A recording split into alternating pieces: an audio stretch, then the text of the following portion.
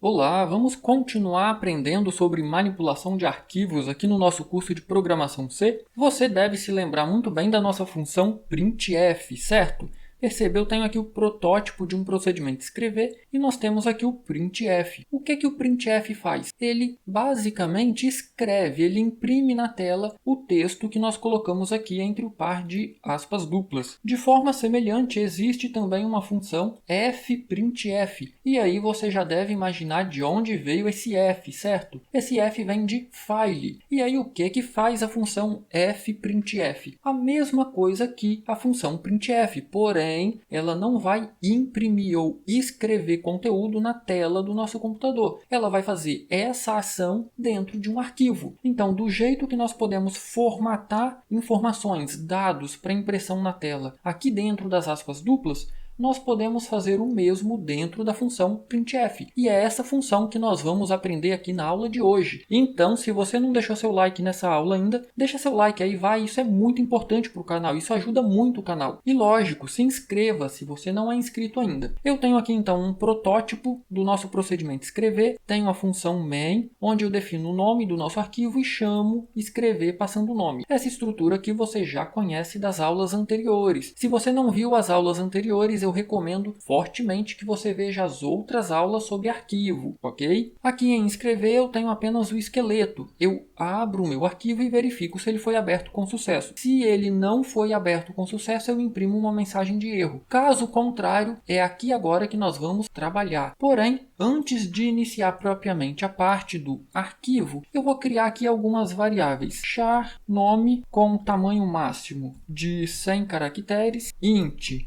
idade e float altura. Então, perceba, são três informações completamente diferentes, uma cadeia de caracteres, um número inteiro e um número real. Então, são essas informações que eu quero pedir para o usuário e escrever no nosso arquivo. Perceba que eu tenho aqui a pastinha do nosso projeto aqui, CodeBlocks, não tem nenhum arquivo aqui com este nome, conto.txt. O que eu quero fazer aqui agora basicamente é o seguinte: eu vou imprimir na tela aqui no meu computador uma mensagem, digite nome, idade e altura. Feito isso, o usuário vai digitar informações, certo? Eu preciso fazer a leitura dessa informação e salvar nas nossas variáveis. Então, o primeiro conteúdo que eu vou ler é uma string, %s, o segundo é um número inteiro, idade, %d, e o terceiro é altura, %f. Onde que eu vou salvar essas informações? O nome na variável nome, a idade na variável idade e a altura na nossa variável altura. A única coisa que eu vou fazer de diferente aqui é, eu vou colocar aqui um 100,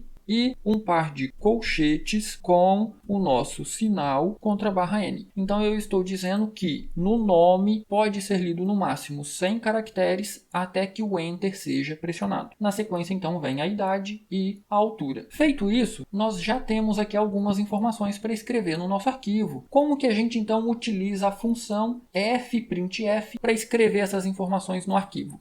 Fprintf, perceba que ela já apareceu aqui, e aí, olha só, ela recebe um ponteiro para um arquivo e aqui nós temos uma sequência de caracteres que podem ser formatados, assim como a gente faz no printf para imprimir informações na tela. Então, em qual arquivo eu quero escrever? No meu arquivo file. E agora, olha só, eu vou colocar aqui um par de aspas duplas. O que eu quero escrever nesse meu arquivo? A primeira coisa é um nome, certo? Então, %s, espaço. Em seguida, eu quero colocar idade. Então, %d, espaço. E, por fim, eu quero colocar altura. %f. Porém, lembra que uma variável do tipo real, por padrão, são colocadas 6 casas após a vírgula. Eu não quero 6, eu quero apenas 2. Agora, aqui fora das aspas duplas, da mesma forma como a gente faz no printf, eu preciso dizer de onde virão esses valores aqui. O meu nome virá da variável nome, a idade virá da nossa variável idade e a altura virá da nossa variável altura. Então, perceba, eu li do teclado e salvei nessas variáveis. Perceba que eu esqueci de colocar o e comercial aqui. Para ler o texto eu não preciso, porque o nome do nosso vetor já é o ponteiro, já é o endereço de memória para a nossa variável. mas para ler o inteiro e para ler a altura eu preciso pegar um endereço de memória aqui na função scanf. Eu estou salvando os dados lidos nessas variáveis e em seguida eu vou escrever neste arquivo essas informações. Vamos ver se vai funcionar? Eu vou compilar e executar o meu programa. Perceba que nós já temos aqui digite nome, idade e altura. Já foi criado aqui um arquivo. Vamos testar então. Maria, Enter, 48 anos e a Maria tem 1.76. Vou pressionar Enter. O nosso programa finalizou com sucesso. Perceba que esse 0 aqui é esse 0 aqui. Vamos então abrir o nosso arquivo. Ao dar 2 cliques sobre o arquivo, nós temos aqui Maria, 48 anos, 1.76